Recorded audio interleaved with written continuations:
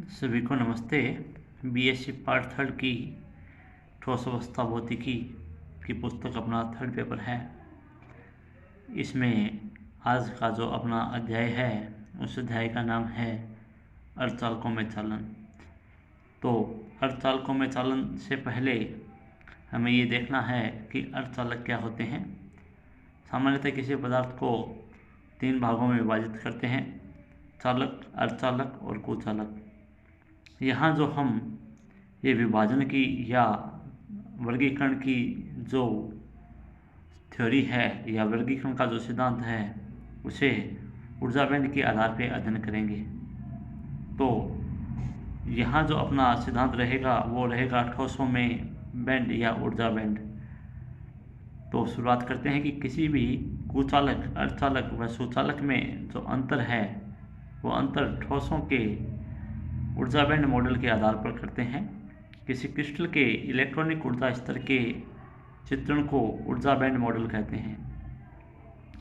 इस band model में दो बैंड होते हैं। पहला जो बैंड होता है वो होता है आपका चालन बैंड और दूसरा जो बैंड होता है वह होता है संयोजन बैंड।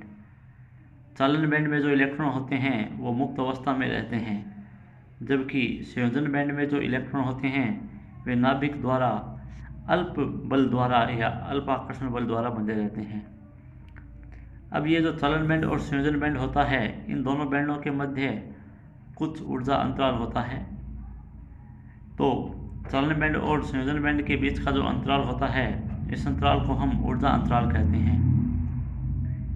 तो चालन बैंड, संयोजन बैंड और ऊर्जा अंतराल, इन तीन चीज़ों के आधार पे हम चालक, कुचालक और अर्धचालक की जो व्याख्या है वो निम्न प्रकार कर सकते हैं।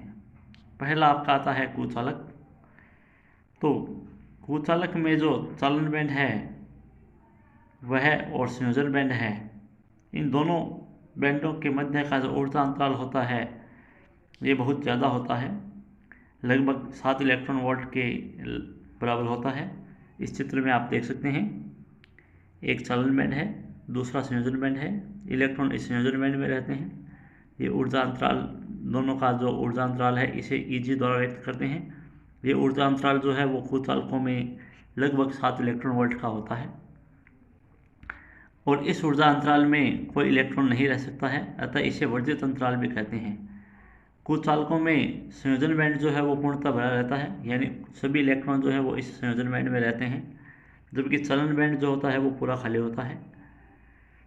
एवं संयोजन बैंड के जो इलेक्ट्रॉन हैं वो इस ऊर्जा अंतराल को पार करके चालन बैंड में नहीं पहुंच सकते, और जब तक इलेक्ट्रॉन चालन बैंड में नहीं पहुंचते हैं तब तक वो चालन नहीं करते हैं। तो कुचालकों के लिए इस चालन बैंड और संयोजन बैंड में ऊर्जा अंतराल इतना अधिक हो जाता है कि संयोजन बैंड के जो इलेक्ट्रॉन हैं वे इलेक्ट्रॉन इस ऊर्जा अंतराल को पार कर चालन बैंड में नहीं पहुंच पाते। तो इस कारण इन्हें हम कुचालक कहते हैं। दूसरा अपना आता है अर्धचालक। तो अर्धचालक में जो ऊर्जा अंतराल होता है, ये चित्र आपको दिखाई दे रहा है। अर्धचालकों में जो ऊर्जा अंतराल होता है Eg, ये कुचालकों की तुलना में कम होता है। इसका मान लगभग 1 इलेक्ट्रॉन वोल्ट के बराबर होता है। ये आपका संयोजन बैंड है, इसमें इलेक्ट्रॉन रहते हैं। ये चालन बैंड है, यहाँ से इलेक्ट्रॉन जो है वो चालन कर सकते हैं। तो शुरुआत करते हैं। अर्धचालकों में ऊर्जा अंतराल जो है वो कुचालक की तुलना में कम होता है। सिलिकॉन और जर्मेनियम चिर परिचित अर्धचालक हैं, जिनके लिए वर्जित ऊर्जा, ये जो ऊर्जा अंतराल है ये सिलिकॉन के लिए 1.1 इलेक्ट्रॉन वोल्ट व जर्मेनियम के लिए 0.72 इलेक्ट्रॉन वोल्ट होता है।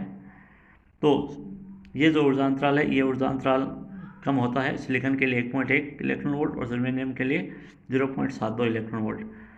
तो यहाँ जो संयोजकता बैंड के इलेक्ट्रॉन हैं, ये इलेक्ट्रॉन सामान्य जो बाह्य कारक है जैसे ऊष्मा है, प्रकाश है, इनसे ऊर्जा प्राप्त करके इस ऊर्जा अंतराल को पार कर चालन बैंड में पहुंच जाते हैं और चालन बैंड में पहुंचने के पश्चात चालन कर जाते हैं। चालन बैंड में पहुंच जाते हैं और चालन बैंड से पहुंचने के पश्चात वो चालन कर जाते हैं। तो यहाँ से संयोजकता बैंड में जो इलेक्ट्रॉन होते हैं वो इलेक्ट्रॉन यहाँ से जो जगह खाली करते हैं उस जगह पे होल उत्पन्न हो जाता है और यह होल भी चालकता में सहायता करता है। तीसरा जो आपका आता है वो है चालक। तो चालक के लिए आपका संयोजकता बैंड और जो चालन बैंड है, ये दोनों एक दूसरे पर जो है वो अतिव्यापित हो जाते हैं, ओवरलैप हो जाते हैं। तो एक चालक में क्रिस्टल संरचना इस प्रकार से होती है कि इसमें या तो चालन बैंड खाली होता है या आंशिक रूप से भरा होता है, या चालन बैंड और संयोजकता बैंड जो है वो एक दूसरे पर अतिव्यापित होते हैं। इसलिए चालकों में जो है वो कोई वर्जित ऊर्जा अंतराल नहीं होता, अर्थात संयोजकता बैंड के जो इलेक्ट्रॉन हैं वो आसानी से चालन बैंड में जा सकते हैं और चालन बैंड में जाने के पश्चात आसानी से वो गति कर सकते हैं।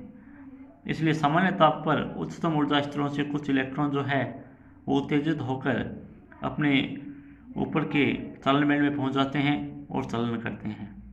तो ये आपका ठोसों का वर्गीकरण था, चालक, कुचालक और अर्धचालक। अब अपनी जो नेक्स्ट टॉपिक है वो है मुक्त इलेक्ट्रॉनों की परमाणुओं की श्रृंखला पर गति, कि मुक्त इलेक्ट्रॉन जो है वो परमाणुओं की श्रृंखला पर गति किस प्रकार करते हैं और इनमें बैंडों का जो निर्माण होता है वो किस प्रकार होता है। तो इसके लिए आपको दिखाई दे रहा है ये सारा नाभिक है, इसमें इलेक्ट्रॉन की गति आपको दिखाई दे रही है, इलेक्ट्रॉन जो है वो गति कर रहा है। तो एक ठोस पदार्थ में इलेक्ट्रॉन जो है वो आयनों या परमाणुओं के आवर्ती व्यूह में गति करता है। इस आवर्ती व्यूह की गति को हम इस चित्र द्वारा दर्शाते हैं। इलेक्ट्रॉन यादृच्छिक गति कर रहा है, जबकि ये जो चित्र बी है, इस चित्र बी में एक इलेक्ट्रॉन पर विभिन्न आयनों के कारण लगने वाले आवर्ती विभव, एक इलेक्ट्रॉन पर विभिन्न आयनों के कारण लगने वाले आवर्ती विभव V को दर्शाया गया है। यह आवर्ती विभव जो है वो आवर्त रूप से है, यह उच्चतम विभव V0 है, यहाँ V का मान 0 है। विभव बढ़ता है, मैक्सिमम होता है, कम 0 होता है, फिर बढ़ता है, मैक्सिमम होता है, 0 होता है। यह प्रक्रिया आपकी चलती रहती है। तो अतः एक इलेक्ट्रॉन का जो आवर्ती विभव है, इस आवर्ती विभव में इलेक्ट्रॉन की जो गति की समीकरण है वो ब्लॉक फलन के रूप में निम्न प्रकार दी जाती है। Psi k r is equal to mu k r e to the power iota k dot r. ये जो समीकरण 1 है, इस समीकरण 1 में म्यू के आर जो है वो मॉड्यूलित गुणक है और इसका जो मान होता है वो म्यू के आर बराबर mu k are plus T होता है। टी जो है लैटिस का स्थानांतरण सदिश है। इस आवर्ती विभव का जो दूसरा प्रभाव है वो इलेक्ट्रॉन के ऊर्जा स्तरों पर पड़ता है, जिससे ऊर्जा बैंड बनते हैं। ऊर्जा स्तर क्या होता है अभी अपन देखेंगे। इनसे जो ऊर्जा बैंड बनते हैं, इन ऊर्जा बैंडों में वर्जित ऊर्जा अंतराल होता है और इस वर्जित ऊर्जा अंतराल के आधार पर ही अर्धचालकों की व्याख्या की जाती है। तो अपन ये देखते हैं कि आवर्ती विभव में जो ऊर्जा बैंड होते हैं वो किस प्रकार बनते हैं। तो इसके लिए हम एक अर्धचालक लेते हैं। माना उदाहरण के तौर पर हमने जर्मेनियम अर्धचालक लिया है, जिसके बाह्यतम कोश में 4 इलेक्ट्रॉन हैं एवं हम जानते हैं कि बाह्यतम कोश या बाह्यतम कक्षा को संयोजी कक्षा कहते हैं। अतः इस संयोजी कक्षा के जो चारों इलेक्ट्रॉन होंगे वो संयोजी इलेक्ट्रॉन कहलाएंगे। जब दो समान परमाणु परस्पर निकट आते हैं तो इन परमाणुओं की कक्षाओं में अन्योन्य क्रिया या युग्मन होता है। फलस्वरूप प्रत्येक ऊर्जा स्तर जो है वो 2 ऊर्जा स्तरों में विभक्त हो जाता है एवं इन दोनों ऊर्जा स्तरों में जो भिन्नता होती है वो अति न्यून होती है, यानी बहुत कम इनमें अंतर होता है। इन दोनों ऊर्जा स्तरों में से एक ऊर्जा स्तर जो है वो मूल ऊर्जा स्तर के ऊपर होता है, जबकि दूसरा ऊर्जा स्तर जो है वो मूल ऊर्जा स्तर के नीचे होता है। ये चित्र आपको दिखाई दे रहा है। इस चित्र में ये 2 नाभिक हैं, दोनों नाभिकों के ऊर्जा स्तर जो है वो दिखाई दे रहे हैं। इसमें वही पहला 1s कक्षक है, 2p 2s 2p कक्षक, 3s 3p 3d, फिर 4s 4d है।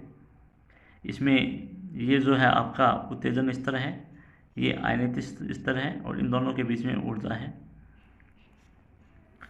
तो चलते हैं आगे। दोनों परमाणुओं के विभव कूपों के पास पास होने के कारण उभयनिष्ठ दीवार की जो ऊंचाई है वो कम हो जाती है और संयोजी कक्षा का ऊर्जा स्तर जो है वो भी दोनों परमाणुओं के लिए उभयनिष्ठ हो जाता है। इस प्रकार इस उभयनिष्ठ ऊर्जा स्तर में इलेक्ट्रॉन जो है वो मुक्त रूप से एक परमाणु से दूसरे परमाणु में विचरण कर सकते हैं। ठोस पदार्थ में विविक्त ऊर्जा स्तरों की जो संख्या होती है वो असंख्य होती है, यानी बहुत से अनंत ऊर्जा स्तर होते हैं एवं इन ऊर्जा स्तरों की जो स्थिति है वो भी अत्यधिक पास पास होती है। इनकी स्थिति अत्यधिक पास पास होने के कारण हम इन ऊर्जा स्तरों को अलग अलग रूप से संसूचित नहीं कर सकते, यानी अलग अलग रूप से नहीं पहचान सकते। परिणाम स्वरूप ठोसों में एक सतत ऊर्जा बैंड माना जा सकता है। इस सतत ऊर्जा बैंड को ही संयोजी बैंड कहते हैं। किसी परमाणु समूह के लिए एक विमीय ऊर्जा स्तर जो है इसे हम निम्न चित्र द्वारा दर्शाते हैं एवं इसमें जो रेखांकित बैंड है उसे विघटित ऊर्जा समूह को प्रदर्शित करता है। तो चित्र में आपको ये विविक्त ऊर्जा स्तर दिखाया गया है, जिसमें ऊपर जो है वो आपका चालन बैंड है या संयोजकता बैंड है, और चालन बैंड और संयोजकता बैंड के बीच में जो है वो आपका वर्जित ऊर्जा अंतराल है। बात करते हैं आगे कि संयोजकता बैंड में इलेक्ट्रॉन जो होते हैं वो बंधे रहते हैं, इसलिए ये धारावाहक के रूप में सरलता से क्रियाशील नहीं हो पाते। जब ये इलेक्ट्रॉन उत्तेजित हो जाते हैं तो पर्याप्त ऊर्जा पाकर चालन बैंड में पहुंच जाते हैं। वही बात आगे जो हमने शुरुआत में की थी, चालक, भूचालक और अर्धचालक। संयोजकता बैंड होता है, एक चालन बैंड होता है। संयोजकता बैंड में इलेक्ट्रॉन होते हैं जो नाभिक से अल्प बल से बंधे होते हैं, जबकि चालन बैंड जो होता है वो खाली होता है। जब ये संयोजकता बैंड के इलेक्ट्रॉन अल्प ऊर्जा या पर्याप्त ऊर्जा प्राप्त कर लेते हैं तो चालन बैंड में पहुंच जाते हैं, और चालन बैंड में पहुंच जाने के पश्चात ये धारावाहक के रूप में काम में लिए जाते हैं, अर्थात धारा का चालन करते हैं। तो जब कोई इलेक्ट्रॉन संयोजी बैंड से चालन बैंड में स्थानांतरित होता है तो परमाणु जो है वो आयनित अवस्था में आ जाता है, और इस अवस्था में परमाणु जो है वो एक ऋणावेश खो देता है, और ये इलेक्ट्रॉन जो है वो चालन बैंड में जाके आपका चालन की जो प्रक्रिया है उसे स्टार्ट कर देते हैं। तो इस प्रकार अर्धचालकों में आपके चालन होता है। नेक्स्ट क्लास में अपन देखेंगे कि अर्धचालक जो है वो कितने प्रकार के होते हैं और उनमें धारा का जो चालन है उसका क्या सूत्र आता है। ये चीज़ अपन नेक्स्ट क्लास में डिस्कस करेंगे। Thank you.